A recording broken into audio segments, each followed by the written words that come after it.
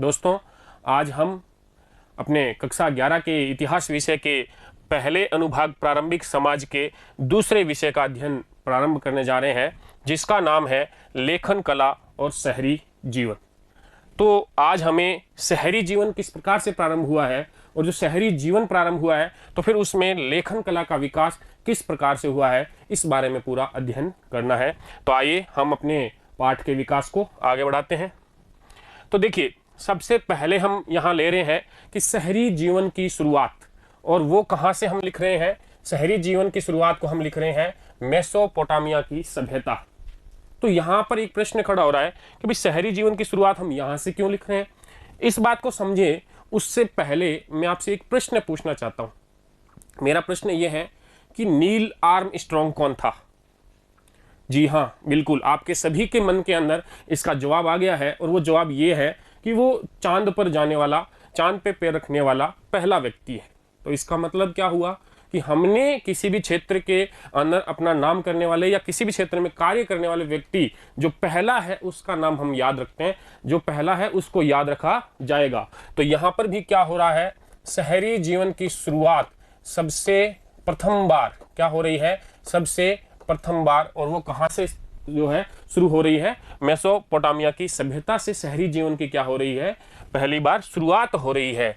तो कहाँ से, शहरों से। विभिन्न शहर है जो मेसोपोटामिया के अंतर्गत है, वहां शहरों की स्थापना हो रही है, और वहां पे लेखन कला और शहर के जो अन्य विशेषताएं हैं वो भी हमें दृष्टिगोचर हो रही है। तो आइए हम समझते हैं इसको। हमने कुछ शहरों के नाम लिखे हैं। ये सबसे प्राचीनतम शहर है जो मेसोपोटामिया की सभ्यता के अंतर्गत पाए गए हैं। आई बात समझ में। तो सबसे पहले हमने जैसे नाम लिखा है सुमेर। सुमेर, जो सुमेर शहर है, यहाँ पर एक भाषा बोली जा रही है। क्या बोली जा रही है, लैंग्वेज बोली जा रही है। शहर का विकास साथ ही साथ किसका विकास हो रहा है, भाषा का विकास हो रहा है। और यहाँ पे कौन सी भाषा बोली जा रही है, सुमेरियन भाषा या सुमेरी भाषा बोली जाती है। देखिए, अब जो सुमेर था उसका महत्व कुछ कम पड़ा, और इसके स्थान पर एक नया शहर जो है वो हमें प्राप्त हो रहा है। वो कौन सा है, अक्कद। और अक्कद के अंदर बोली जाने वाली भाषा कौन सी हो गई, अक्कदी भाषा बोली जा रही है। ये अक्कदी भाषा जो है ये काफी महत्वपूर्ण रहेगी हमारे इस मेसोपोटामिया की सभ्यता में। अब हम इसको आगे समझेंगे। तो देखिए, अब अक्कद के स्थान पर यहाँ पे एक और नया शहर जो है वो विकसित हो रहा है, और वो शहर कौन सा विकसित हुआ है, बेबीलोनिया। बेबीलोन जो है ये नया शहर बना है, और यहाँ पर भी भाषा कौन सी बोली जा रही है, अक्कदी भाषा बोली जा रही है। अर्थात सुमेरियन जो भाषा है वो तो इस मेसोपोटामिया सभ्यता की सबसे प्राचीनतम जो है वो भाषा मानी जाती है। तो सुमेरियन भाषा के बारे में हम क्या याद रखेंगे कि ये जो भाषा है ये इस मेसोपोटामिया सभ्यता की क्या है, प्राचीनतम भाषा मानी जाती है। अब देखिए, ये जो सुमेर है इसके बाद में एक शहर अस्तित्व में आ रहा है, वो है अक्कद। और अक्कद के बाद में बेबीलोनिया जो है वो अस्तित्व में आ रहा है। बेबीलोनिया अस्तित्व में आता है 2000 वर्ष पूर्व, 2000 ईस्वी पूर्व जो है इस शहर का अस्तित्व प्रारंभ होता है। ठीक बात है। अब बेबीलोनिया के अंदर भी कौन सी भाषा बोली जा रही है, अक्कदी भाषा ही बोली जा रही है। और ये जो अक्कदी भाषा है ये लगभग 322 या 323 ईस्वी पूर्व तक जो है प्रचलन में रहती है। तो ये जो समय लिखा है ये मैंने किसका समय लिखा है, सिकंदर महान के अंतिम समय तक की बात कर रहे हैं हम। तो ये अक्कदी जो भाषा है इस मेसोपोटामिया की सभ्यता के अंदर काफी लंबे समय तक प्रचलन में रही है। तो पूछा जाए सबसे लंबे समय तक कौन सी भाषा प्रचलन में रही, तो हमारे सामने हो जाएगा अक्कदी भाषा हो गई। और अगर हमसे पूछ लिया जाए कि मेसोपोटामिया सभ्यता की जो सबसे प्राचीनतम भाषा जो उपयोग में ली गई थी वो कौन सी थी, तो हम क्या कहेंगे, सुमेरियन भाषा ली गई थी। आई बात समझ में। अब बेबीलोनिया के बाद में वापस एक नया शहर जो है वो अस्तित्व में आ रहा है, और उसका नाम आपके समक्ष लिखा है असीरिया।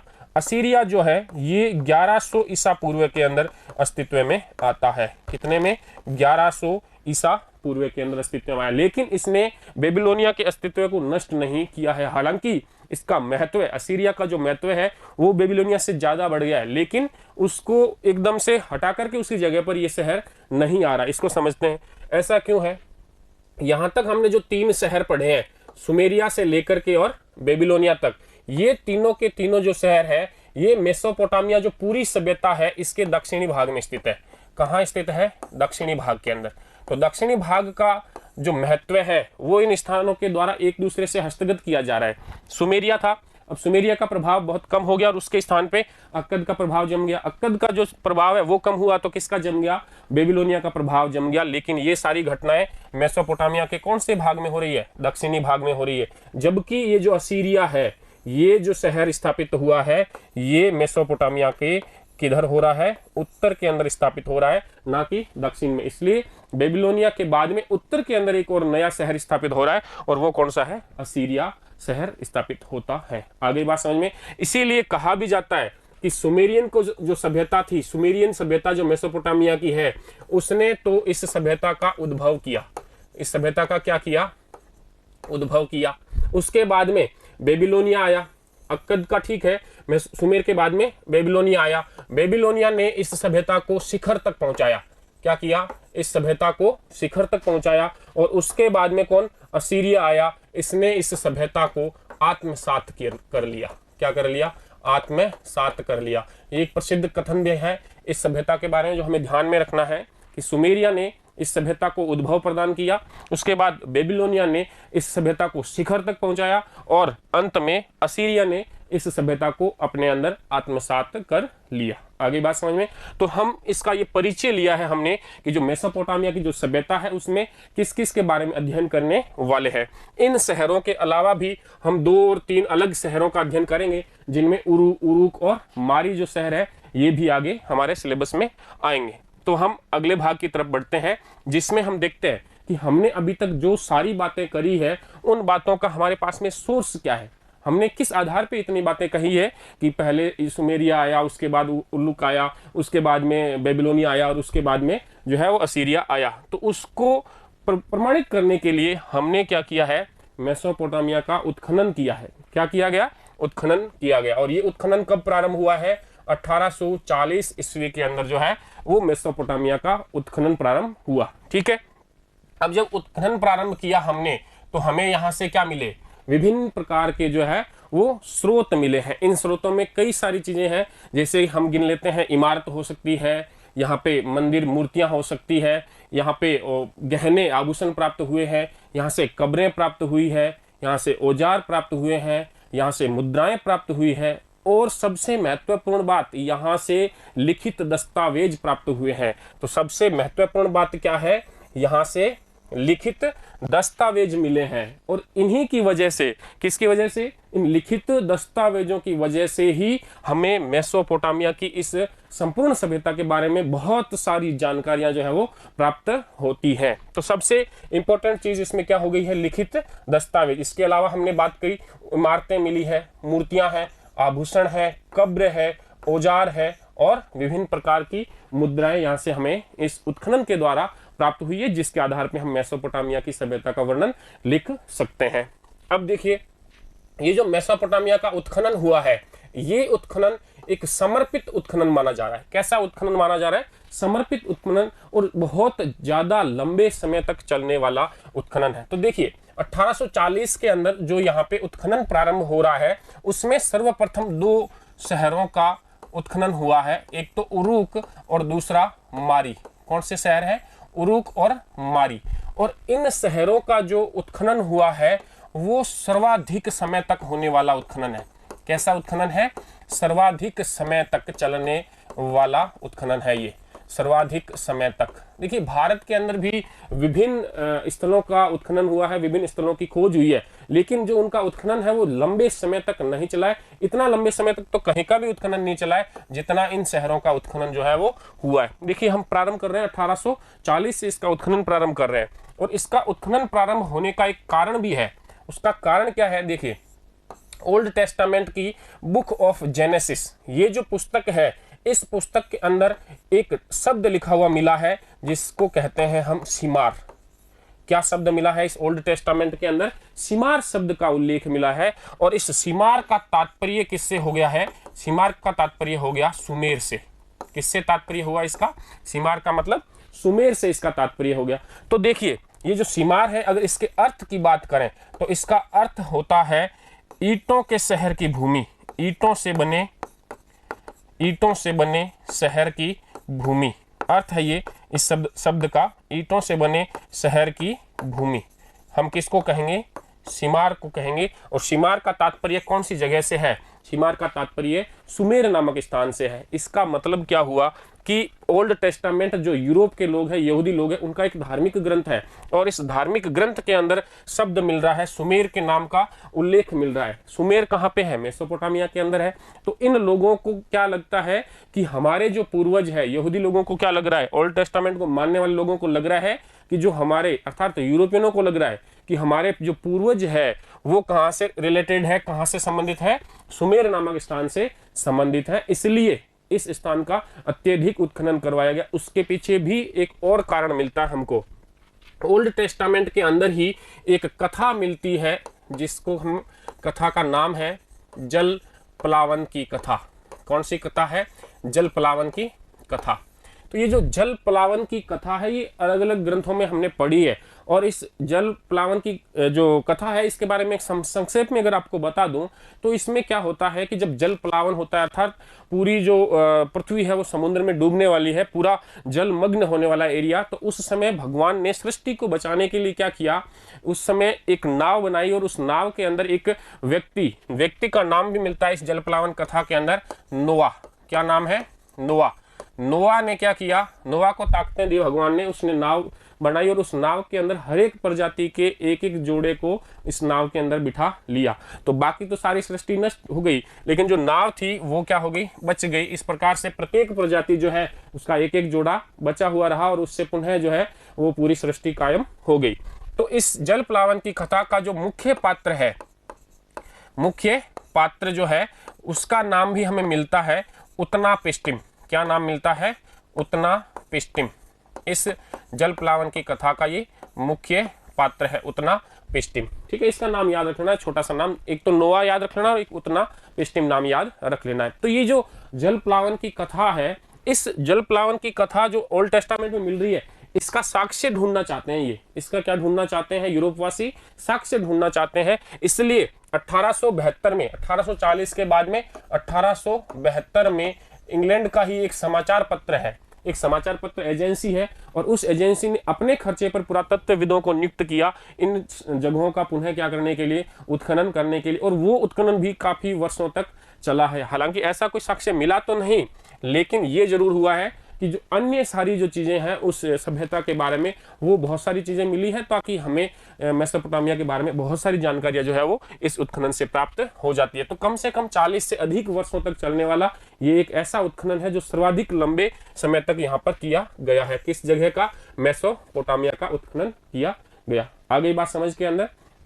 तो अभी तक हमने ये देखा है कि शहरी जीवन और लेखन कला का सबसे पहले जो विकास हो रहा है वो कहाँ पे? मेसोपोटामिया के अंदर हो रहा है। शहरी जीवन के अंतर्गत हमने कुछ शहरों का उल्लेख किया है। कुछ शहर मेसोपोटामिया के दक्षिण में थे तो कुछ उत्तर में थे। आ गई बात समझ के अंदर? उनमें कुछ भाषाएं बोली जाती थी, जो कुछ भाषा प्राचीनतम थी जैसे कि जो सुमेरियन भाषा थी, और उसके बाद अक्कदी जो भाषा आई वो क्या थी? लंबे समय तक चलने वाली थी। सिकंदर के समय तक वो भाषा वहां पे प्रचलन में रही थी। उसके बाद में हमने देखा है मेसोपोटामिया के उत्खनन के बारे में पढ़ा। उत्खनन से हमें कई सारी चीजें मिली जिसमें सबसे इंपॉर्टेंट क्या है? लिखित दस्तावेजें अर्थात लेखन कला का यहाँ पे सबसे पहले विकास हुआ है और बहुत सारे दस्तावेज जो है वो हमें मिले। इनके बारे में हम अभी अगले सीरीज के अंदर और वापस पूरा डिटेल से पढ़ेंगे। और दूसरा कारण क्या रहा उत्खनन का महत्वपूर्ण? कि यहाँ से ओल्ड टेस्टामेंट के अंदर कुछ ऐसी चीजें हैं जो सुमेर से संबंधित थी, तो यहाँ का उत्खनन जो है और ज्यादा रुचि के साथ में किया गया।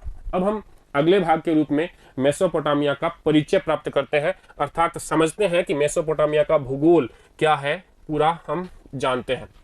तो देखिए जो शब्द है अपने सामने ये है मेसोपोटामिया। कौन सा शब्द है?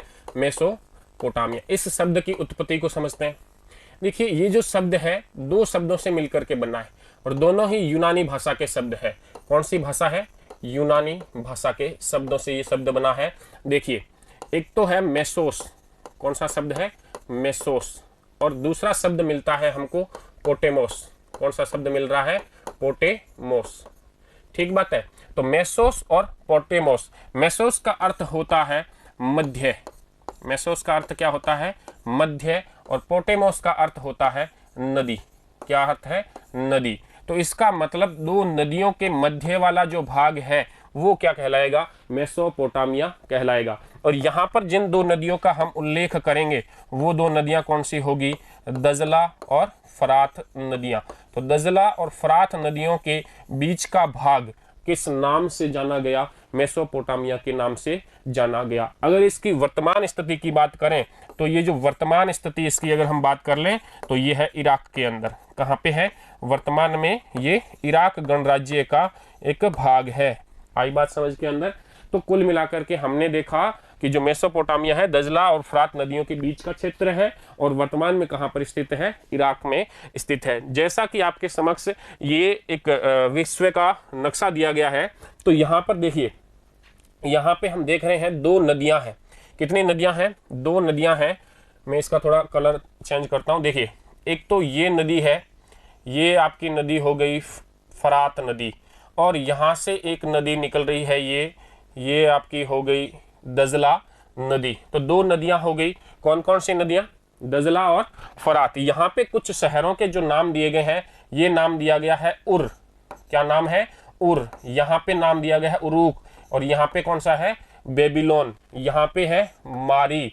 तो ये इन स्थलों के उत्खनन किए गए और यहीं से हमको क्या मिली है, विभिन्न जानकारियां प्राप्त हुई है। तो अगर इस प्रकार का अध्ययन हम देखें तो चीज ये हुई कि ये जो एरिया है, ये जो एरिया है इसको हम मेसोपोटामिया का एरिया कहते हैं। ठीक बात है। अगर ये एरिया मेसोपोटामिया का है तो इस एरिया का ये जो भाग है, ये वाला भाग तो क्या भाग हो गया आपका, पूर्वोत्तर का भाग। कौन सा भाग, पूर्वोत्तर का भाग। ये वाला जो भाग है जो मारी के उत्तर में पड़ता है, ये इस मेसोपोटामिया का कौन सा भाग हो गया, उत्तरी भाग। और ये जो भाग है यहाँ पर, ये मेसोपोटामिया का कौन सा भाग हो गया, दक्षिणी भाग। ठीक बात है। अब देखिए हम इन तीनों भागों को समझते हैं कि वास्तव में यहाँ इन भागों की विशेषताएं क्या रही है। तो जो ये पूर्वोत्तर का भाग है, ये एक हरा भरा मैदान है, हरे भरे मैदानी भाग है, हरे भरे। और यहाँ पे थोड़ा ऊंचा नीचा भी है, कोई समतल मैदान नहीं है।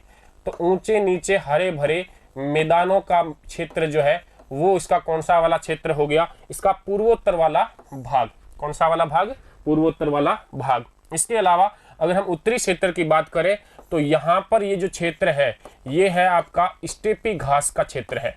कौन सा है, स्टेपी घास का मैदान है, यहाँ पे स्टेपी घास का मैदान।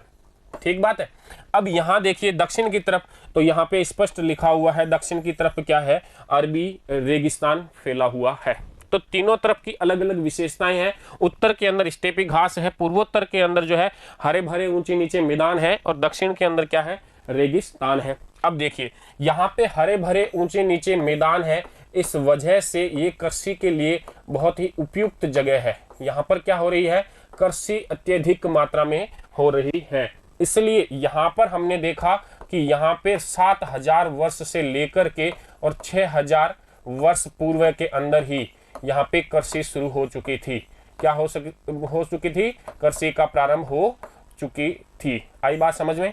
तो 7000 से 6000 वर्ष पूर्व जो है यहाँ से कृषि के साक्ष्य हमें मिल जाते हैं। पूर्वोत्तर भाग के अंदर, मेसोपोटामिया का पूर्वोत्तर भाग, हरे भरे ऊंचे नीचे मैदानों का ये भाग है। अब देखिए तो यहाँ दूसरा भाग आता है अपने पास में, उत्तरी भाग। और उत्तरी भाग के अंदर हमने लिखा है यहाँ पे घास के मैदान है। क्या है, स्टेपी घास के मैदान। इसका मतलब इस घास को हटा करके कृषि किया जाना तो यहाँ पे पॉसिबल दिख नहीं रहा। तो यहाँ पे क्या हो रहा है, यहाँ पे सर्वाधिक जो है वो पशुचारण हो रहा है। क्या हो रहा है, पशुचारण। और पशुओं के चरने के लिए जो घास है वो यहाँ पर उपलब्ध है। इसका मतलब ये हुआ कि ये जो मारी जो क्षेत्र है और मारी का जो उत्तरी जो क्षेत्र है, ये पूरा का पूरा एरिया किस पर आधारित है, पशुपालन पर। यहाँ जब मुख्य पेशा क्या माना गया, पशुपालन को यहाँ का मुख्य पेशा माना गया। उसके बाद में अगर हम बात करें दक्षिण के अंदर, तो दक्षिण के अंदर क्या है, अरबी रेगिस्तान है। और यही वो इलाका है जहां पर सबसे पहले क्या हुए, नगर की स्थापना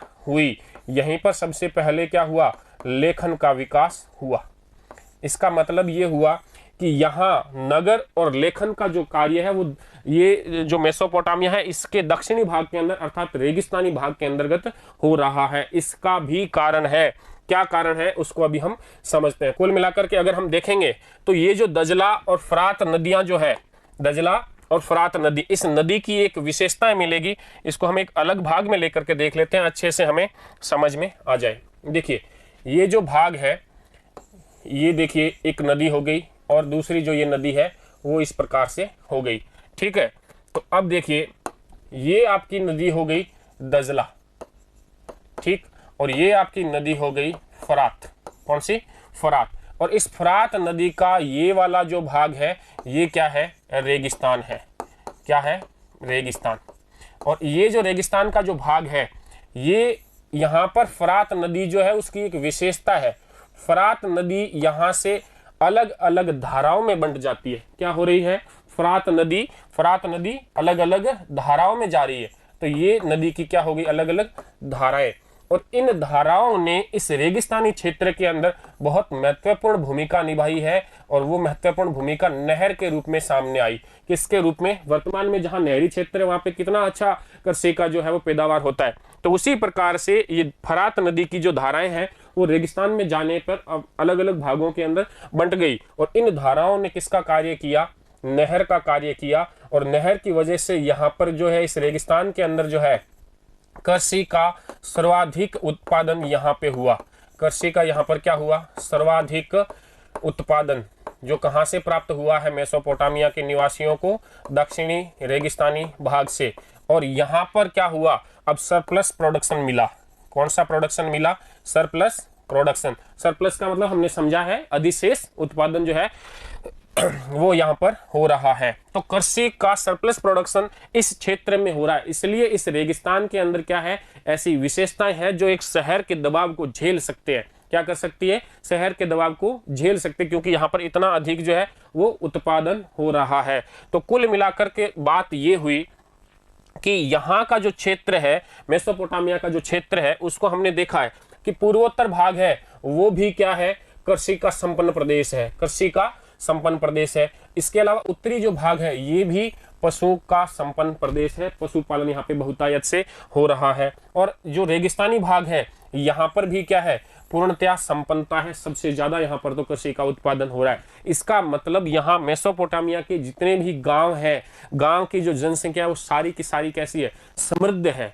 लेकिन यहाँ पर हमें एक बात का ध्यान रखना होगा कि सिर्फ गांव के समृद्ध होने से ही शहरीकरण नहीं हो जाता है। शहरीकरण के लिए कुछ अन्य विशेषताएं भी होती है जो किसी शहर के बनने के लिए क्या होगी? आवश्यक होगी। तो इसका मतलब ये हुआ कि इस गांवों की समृद्धि के अलावा भी मेसोपोटामिया के अंदर कुछ ऐसी विशेषताएं थी जिनकी वजह से यहाँ पे क्या हुआ है? पहली बार शहरीकरण हुआ है। तो अब हमें उन विशेषताओं को समझना होगा जो हमारे लिए ये तय करेगी कि मेसोपोटामिया के अंदर शहरीकरण सबसे पहले क्यों हुआ। आई बात समझ के अंदर? तो आइए सबसे पहले हम देखें कि शहरीकरण का महत्व है। उसका पहला बिंदु लेते हैं, खाद्य उत्पादन के अलावा आर्थिक गतिविधियां। खाद्य उत्पादन ये तो हमने देख ही लिया कि भाई जो मेसोपोटामिया है उसका जो पूर्वोत्तर भाग है और उसका जो दक्षिणी वाला भाग है, जो रेगिस्तानी वाला भाग, ये दोनों भाग मिलकर के यहाँ सबसे ज्यादा जो है वो कृषि का उत्पादन करते हैं। तो इसका मतलब ये हुआ कि खाद्य उत्पादन तो है ही है, लेकिन साथ ही साथ यहाँ पर क्या विकसित हुई है? आर्थिक गतिविधियां विकसित हुई है। तो देखिए इस बात को हम समझते हैं कि आर्थिक जो गतिविधियां हैं वो किस प्रकार से सहयोग करेगी इस शहरीकरण के लिए। तो देखिए हमने चीज देखी है आर्थिक गतिविधि, ठीक है। तो ये देखिए आर्थिक गतिविधियां। अब ये किसी भी शहर के अंदर अगर आर्थिक गतिविधियां हो रही है तो इसका मतलब उस शहर के अंदर बढ़ जाएगा, क्या बढ़ जाएगा? जनसंख्या का घनत्व। अब जनसंख्या का जो घनत्व है वो यहाँ पर क्या हो जाएगा? किसी भी शहर के अंदर बढ़ जाएगा। अगर आर्थिक गतिविधियां वहां पे ज्यादा है, वित्त का अगर वहां पे लेन देन ज्यादा मात्रा में हो रहा है, तो इसका मतलब सीधा सीधा है कि अब वहां पर क्या होगी? जनसंख्या के अंदर वृद्धि होगी। अब अगर जनसंख्या का घनत्व बढ़ रहा है तो यहाँ पर जनसंख्या घनत्व का मतलब हुआ कि एक कस्बे की स्थापना हो रही है। क्या स्थापित हो रहा है? एक गांव से थोड़ा बड़ा लेकिन शहर से थोड़ा छोटा स्थान जो है उसको हम क्या कहेंगे? कस्बा कहेंगे। और कस्बा जब स्थापित हो जाएगा तो इसका मतलब यहाँ क्या हो जाएगा कि अब सेवा व कार्यों के अंदर विभाजन हो जाएगा। यहाँ पे सेवा या कार्य के अंदर क्या होगा? विभाजन होगा। मतलब अब जो है कई सारे लोग ऐसे हो जाएंगे यहाँ पर कस्बे के अंदर जो विभिन्न सेवाओं का काम करेंगे या विभिन्न जो कार्य करने के अंदर वो लग जाएंगे। सिर्फ कृषि का कार्य करने वाले लोग ही मिलेंगे ऐसा अब यहाँ पर नहीं होगा। अन्य व्यवसायों को अपनाने वाले लोग भी अब यहाँ कस्बे में प्राप्त होने लग जाएंगे। तो यहाँ से फिर आगे और बढ़ते हैं। देखिए, जब लोग अन्य कार्यों में लग गए, अन्य शिल्प को करने में लग गए, तो इसका मतलब क्या हुआ कि उनकी आत्मनिर्भरता जो है वो घट जाएगी। क्या घट जाएगी? आत्मनिर्भरता घटेगी। आत्मनिर्भरता क्या हो जाएगी? घट जाएगी। कैसे घटेगी? देखिए, अगर एक शहर के अंदर कोई एक है जो व्यापारी का कार्य कर रहा है, सिर्फ व्यापार का काम कर रहा है, या जैसे कोई है कारीगर है या सिर्फ मजदूर है, तो वो सिर्फ मजदूरी का कार्य कर रहा है, कृषि का उत्पादन नहीं कर रहा है। कोई शिल्पी है तो वो सिर्फ मूर्ति बना रहा है, कृषि का उत्पादन नहीं कर रहा। अब उसको खाने के लिए अनाज चाहिए, तो वो किस पे क्या हो जाएगा? उसकी आत्मनिर्भरता तो है नहीं, आत्मनिर्भरता घट गई, अब वो किसी और पे हो जाएगा इसके लिए निर्भर। जब आत्मनिर्भरता घटेगी तो क्या हो जाएगा? गांवों पर निर्भरता बढ़ेगी। क्या हो जाएगा? गांवों पर निर्भरता बढ़ जाएगी। आराम से देखिए, समझना है इस बात को। अगर ये हम समझ जाते हैं तो यहाँ पर हमें किसी प्रकार की कोई तकलीफ ही नहीं होगी। हमने सीधी सीधी बात की है कि यदि आर्थिक गतिविधियां बढ़ती है तो वहाँ पे जनसंख्या बढ़ जाएगी, घनत्व जनसंख्या का जो है वो बढ़ जाएगा, तो गांव से एक बड़ी संस्था बन जाएगी जिसको हमने कस्बे का नाम दिया। अब एक कस्बा जहाँ पर स्थापित हो रहा है वहाँ पे सिर्फ और सिर्फ कृषि करने वाले लोग ही रहे ऐसा तो संभव नहीं है। वहाँ पर विभिन्न कार्य और सेवाओं में लगे हुए लोग जो है वो वहाँ पे निवास करने लग जाएंगे। जब लोग अन्य कार्यों को अपने जीविका के रूप में अपना लेंगे तो उन्हें कृषि के लिए, खाद्यान्न के लिए दूसरे लोगों पर निर्भर होना पड़ेगा, अर्थात उनकी आत्मनिर्भरता घट जाएगी। अब आत्मनिर्भरता घट जाएगी तो किस पे बढ़ेगी? गांवों पर उनकी जो निर्भरता है वो बढ़ जाएगी। अब गांवों पर निर्भरता बढ़ेगी तो साथ ही साथ क्या चीज होएगी? गांवों की निर्भरता शहरों पर हो जाएगी और शहरों की निर्भरता किस पर हो जाएगी? गांवों पर हो जाएगी। और जब ऐसा स्थिति आएगी कि गांव शहर पर निर्भर करे और शहर किस पर निर्भर करे? गांव पर निर्भर करे, तो यहां फिर क्या स्थिति होएगी? ये जो चीज बढ़ेगी ये चीज बढ़ावा देगी किस वस्तु को? शहरीकरण को बढ़ावा देगी। आई बात समझ में? तो इसका मतलब सीधा सीधा ये हुआ कि आर्थिक गतिविधियां जब बढ़ेगी तो क्या होगा? शहरीकरण का ज्यादा प्रवेश होगा, शहरों की संख्याओं में क्या होगी? वृद्धि होगी। तो ये आपकी हो गई पहली विशेषता, जिसमें हमने देखा कि खाद्य उत्पादन के अलावा भी आर्थिक गतिविधियां हुई। तो ये अधिक आर्थिक जो गतिविधियां हैं ये हमें पता चली है ये कहां पर हो रही थी? मेसोपोटामिया में हो रही थी, इसलिए यहां पर शहरों का विकास सबसे पहले हुआ। उसके बाद में देखते हैं श्रम विभाजन। देखिए, श्रम विभाजन सीधा सीधा, और इसके साथ में एक है वार्काशीर्ष, इसको भी हम अलग से देखेंगे। श्रम विभाजन का तात्पर्य क्या है, इसे हम एक नए पृष्ठ पर समझते हैं। देखिए, श्रम विभाजन, इसको भी अच्छे से हम समझ सकते हैं। श्रम विभाजन क्या चीज है? श्रम का मतलब हुआ परिश्रम करना, कार्य करना, और कार्य करना उसमें विभाजन, इसका मतलब कोई एक कार्य किया जा रहा है उसमें कई सारे व्यक्तियों का क्या होगा? योगदान होगा, तो उसको हम क्या कहेंगे? श्रम विभाजन कहेंगे। तो देखिए, एक उदाहरण के माध्यम से इसको हम समझते हैं श्रम विभाजन को। जैसे कि पत्थर की मूर्ति बनाना, क्या करना है? पत्थर की मुद्रा बनाना, मूर्ति बनाना, कोई भी कार्य हो, ठीक है, पत्थर की मुद्रा बनाना। अब ये कार्य करेगा कौन? ये कार्य तो कौन करेगा? एक शिल्पी करेगा। कौन करेगा? एक शिल्पी, ठीक है। अब ये शिल्पी जो है ये मुद्रा बना सकता है, मतलब ये क्या कार्य करना जानता है? ये शिल्पी जो है सिर्फ एक काम जानता है और वो काम है नक्काशी करना। क्या काम करना? नक्काशी करना। इसके अलावा इसको कुछ भी नहीं आता है। अब ये इन दूसरी चीजों के लिए, जैसे वो नक्काशी करेगा पत्थर की, तो यहाँ पर उसको, इस शिल्पी को दो चीजों की आवश्यकता पड़ेगी। कितनी चीजों की आवश्यकता पड़ेगी? दो चीज। एक तो क्या चाहिए? पत्थर चाहिए जिसपे वो शिल्पी वो कार्य करे, और दूसरा क्या चाहिए? इस पत्थर पर अपना कार्य करने के लिए उसको क्या चाहिए होंगे? उसको औजार चाहिए। किसके औजार चाहिए? अब पत्थर के ऊपर पत्थर के तो कर नहीं सकता ना, तो कांसे के औजार चाहिए। उस समय कांसा प्रचलन में आ चुका है, इसको हम आगे अभी देखेंगे। तो उसको क्या चाहिए? कांसे के औजार चाहिए और वो पत्थर चाहिए। अब ये जो पत्थर है ये किसी अन्य व्यक्ति से वो क्या करेगा? खरीदेगा। एक व्यक्ति उसको क्या ला करके देगा? पत्थर ला करके देगा, और एक व्यक्ति उसको क्या ला करके देगा? औजार बेचने वाला जो है वो उसको क्या ला करके देगा? औजार ला करके दे देगा। आई बात समझ में? अब ये जो व्यक्ति है, मान लीजिए कि ये जो औजार लाने वाला व्यक्ति है ये कांसे का औजार बना तो सकता है, लेकिन कांसा चाहिए उसको। अब कांसे के लिए क्या करना पड़ेगा? इस व्यक्ति को दो चीजें खरीदनी पड़ेगी। या तो वो क्या करेगा? कांसा ही डायरेक्ट खरीदेगा, या वो क्या खरीदेगा, तांबा खरीदेगा और रांगा खरीदेगा। तांबा और रांगा, इस रांगा मतलब टिन भी बोलते हैं इसको, क्या बोलते हैं, टिन। तो कुल मिलाकर के बात ये हुई कि एक व्यक्ति से उसको वापस तांबा खरीदना पड़ेगा, एक व्यक्ति से वापस उसको क्या खरीदना पड़ेगा, रांगा खरीदना पड़ेगा। अब इन दोनों को तो खरीद लिया, अब कांसा बनाना है तो इस व्यक्ति को कोयला भी तो खरीदना पड़ेगा, क्योंकि इन दोनों को मिलाने के लिए और कांसा बनाने के लिए इसकी भी जरूरत पड़ेगी। तो कोयला बेचने वाला व्यक्ति कुछ अलग होगा।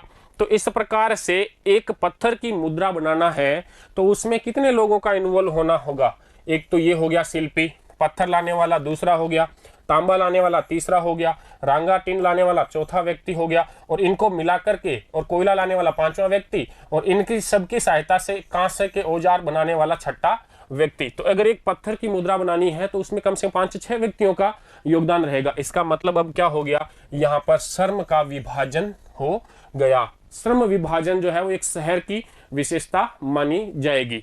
आगे बात समझ के अंदर यहाँ एक चीज का वो ध्यान रख लेना कि यहाँ पर जो मेसोपोटामिया है, यहाँ पर जो नगरीकरण की शुरुआत हुई है वो कांस्य युग में हुई है।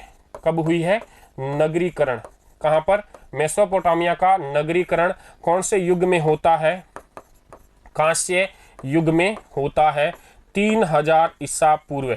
ठीक बात है, 3000 ईस्वी पूर्व जो है ये यहाँ पर कांस्य युग है, और कांस्य युग के अंदर ही शुरुआत हो रही है मेसोपोटामिया के अंदर किसकी, नगरीकरण की, शहरी जीवन की। आई बात समझ के अंदर। तो अब देखते हैं हमारा श्रम विभाजन हुआ। श्रम विभाजन के साथ साथ हमने लिखा है वार्का शीर्ष। देखिए ये वार्का शीर्ष क्या है इसको भी समझ लेते हैं। ये वार्का शीर्ष जो है वो एक मूर्ति है, किसकी है, ये सफेद संगमरमर की है। क्या है, सफेद संगमरमर की मूर्ति है। आई बात समझ में, सफेद संगमरमर की मूर्ति विश्व प्रसिद्ध मूर्ति है, बहुत फेमस है ये जो मूर्ति है ये उरुक नगर से प्राप्त हुई है। कहां से प्राप्त हुई है, उरुक नगर से। कहां से मिली है भाई, उरुक नगर से ये हमें प्राप्त हुई है। ये जो मूर्ति है, देखिए इस मूर्ति की विशेषता क्या है, इसकी जो आंख है, इसकी जो आंख है, इस आंख के अंदर भरी हुई है नीली लाजवर्द। क्या भरी हुई है, लाजवर्द एक प्रकार का पदार्थ है, वो इसमें भरा हुआ है। अफगानिस्तान के बदख्शां क्षेत्र में इसका जो है वो सर्वाधिक उत्पादन होता था।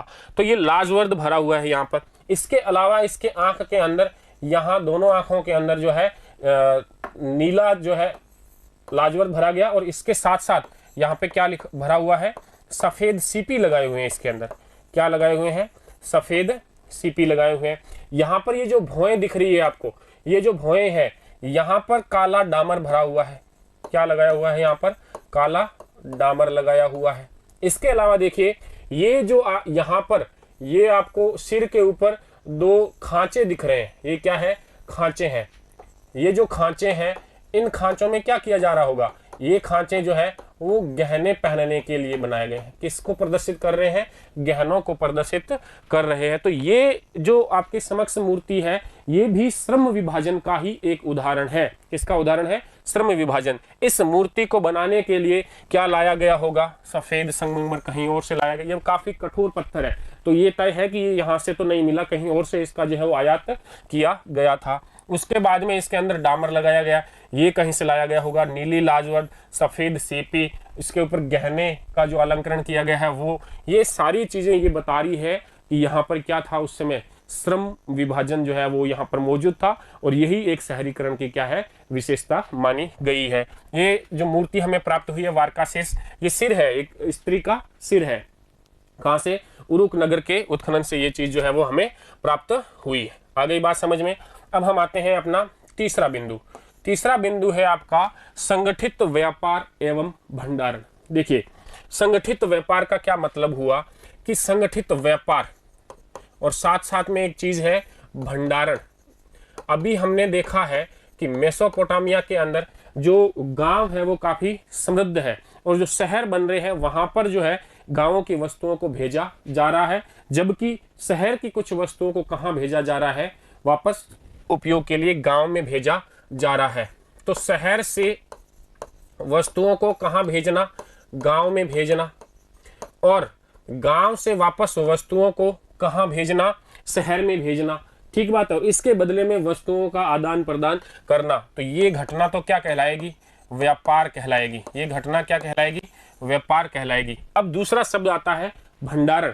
देखिए, शहर से जो वस्तु गांव में जाती है वो वस्तु तो उतनी ही ले जाई जाती है जितना ले जाने वाले की आवश्यकता है, लेकिन गांवों से जो वस्तु शहर में आती है वो वस्तु मात्रा से अधिक भी आ सकती है। और जब ये वस्तु अधिक मात्रा में पहुंचेगी तो उसके लिए क्या करना पड़ेगा? अधिक मात्रा में होगी तो उसके लिए हमें व्यवस्था करनी पड़ेगी। किसकी? भंडारण की व्यवस्था करनी पड़ेगी। इसका मतलब एक शहरी जीवन की प्रमुख विशेषता ये भी हो जाएगी कि वहां पर क्या होगा? संगठित व्यापार होगा और भंडारण की व्यवस्था होगी। जब गांव और शहर के बीच में ये व्यापार होगा तो इसके लिए क्या करना पड़ेगा? इसके लिए हिसाब किताब भी तो रखना पड़ेगा। क्या रखना पड़ेगा? हिसाब किताब भी रखना पड़ेगा। और ये हिसाब किताब को रखने के लिए ही मेसोपोटामिया में किसका विकास हुआ है? लेखन कला का जो है वो विकास हुआ है। और ये एक शहरी जीवन की महत्वपूर्ण विशेषता मानी जाती है। आगे बात समझ में? हमें जितने भी लिखित दस्तावेज प्राप्त हुए हैं उनमें कई प्रकार के व्यापारिक सौदों का वर्णन मिलता है, जिसमें लिखा गया है कि इस गांव से इस शहर को इतनी वस्तुएं लाई गई, इतने सूचियों का जो मंदिर मिले हैं वहां मंदिरों के अंदर ये लिखा गया कि मंदिर के अंदर इतनी वस्तुएं आई थी। 5000 से अधिक चीजों की सूचियां हमें प्राप्त उत्खनन में हुई है। तो नेक्स्ट है आपका माल की आवाजाही। देखिए, इस शब्द को हम अच्छे से थोड़ा देखेंगे कि माल की आवाजाही किस प्रकार से होती थी मेसोपोटामिया के अंदर ताकि वो शहर बन गए। देखिए, माल की आवाजाही, इस चीज को हम समझते हैं। आवा और जाही शब्द का मतलब क्या हुआ? देखिए, आवा और जाही, आना का मतलब तो ये हुआ कि उन्होंने किसी चीज को आयात किया, और जाही का मतलब ये हुआ कि उन्होंने किसी चीज को निर्यात किया। तो आयात और निर्यात शहर की विशेषता है, और जो मेसोपोटामिया में मौजूद थी इसके हमें क्या मिले? साक्ष्य मिले हैं। देखिए, हमने देखा है कि यहाँ पर एक चीज का आयात तो ये करेंगे नहीं। कौन सी चीज की? खाद्य पदार्थ जो है उनका आयात करने की इनको कोई जरूरत है नहीं, क्योंकि खाद्य पदार्थ हमने देखा या कृषि भूमि जो है बहुत उपजाऊ है। तो ये खाद्य पदार्थों का तो क्या करेंगे? खाद्य पदार्थ तो क्या करेंगे? निर्यात करेंगे। ठीक है, तो निर्यात की वस्तु तो इनके पास आ गई, खाद्य पदार्थ। इसके साथ ही साथ उल्लेख मिलता है कि इन्होंने कपड़ों का भी क्या किया था? निर्यात किया। ठीक बात है। तो ये वस्तु तो हो गई निर्यात की। अब देखते हैं कि आयात। तो देखिए, खाद्य संसाधन तो इनके पास बहुत है, लेकिन इनके पास में जो अनुपलब्धता है वो है खनिज संसाधन की। मेसोपोटामिया में खनिज संसाधन जो है वो उपलब्ध नहीं है। इसी कारण से अब ये क्या बना रहे हैं? जैसे कि मूर्ति बना रहे हैं, तो मूर्ति बनाने के लिए क्या चाहिए इनको? इनको क्या चाहिए? पत्थर चाहिए। मुद्रा बनाने के लिए क्या चाहिए? इनको रंगीन प्रकार के पत्थर चाहिए, जो मेसोपोटामिया के अंदर तो उपलब्ध नहीं है, रेगिस्तान में तो उपलब्ध है नहीं। तो इनको क्या लाना पड़ेगा? पत्थर लाने पड़ेंगे। इसके अलावा वो क्या बना रहे हैं? गहने भी तो बना रहे हैं। मूर्ति को गहना पहनाया है, तो गहना पहनाने के लिए जो धातु चाहिए वो भी तो इनके पास नहीं है। औजार बनाने के लिए क्या चाहिए? कांसा चाहिए, तांबा चाहिए, और क्या चाहिए? टिन चाहिए, रांगा जिसको हम कहें।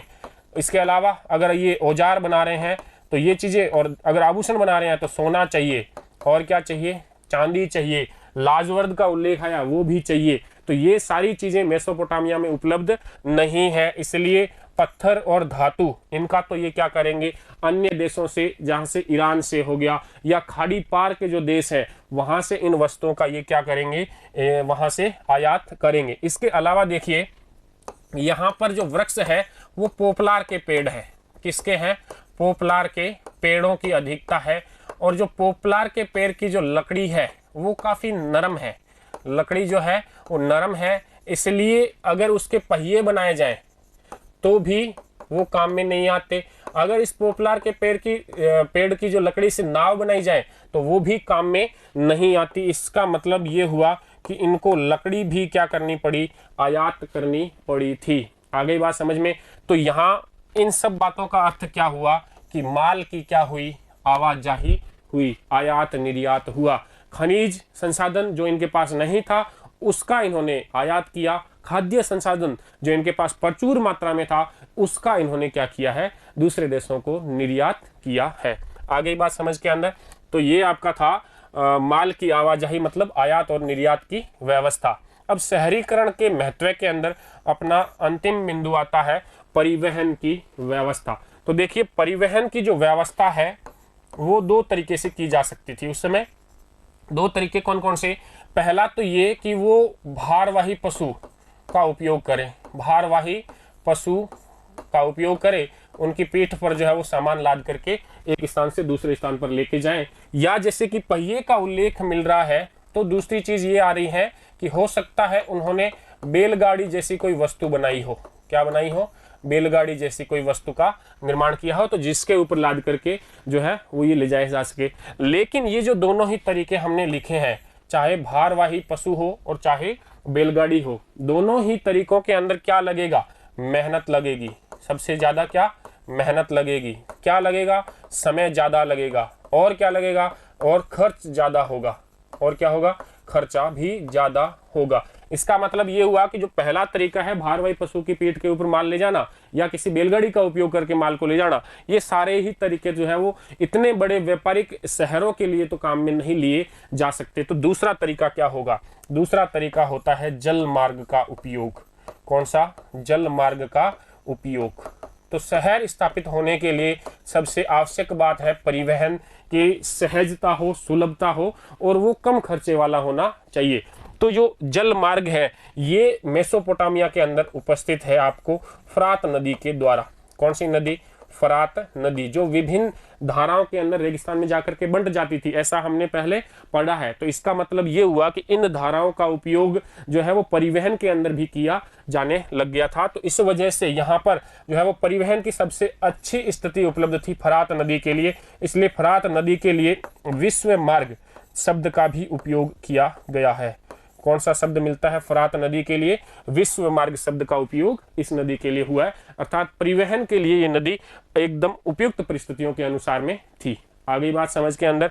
तो कुल मिलाकर के ये बात हुई कि इस शहरीकरण के महत्व के लिए हमने देखा कि क्या क्या जो चीज़ें हैं वो सारी चीज़ें हमने देख ली, जिसमें हमने वार्का शीर्ष को भी देखा है।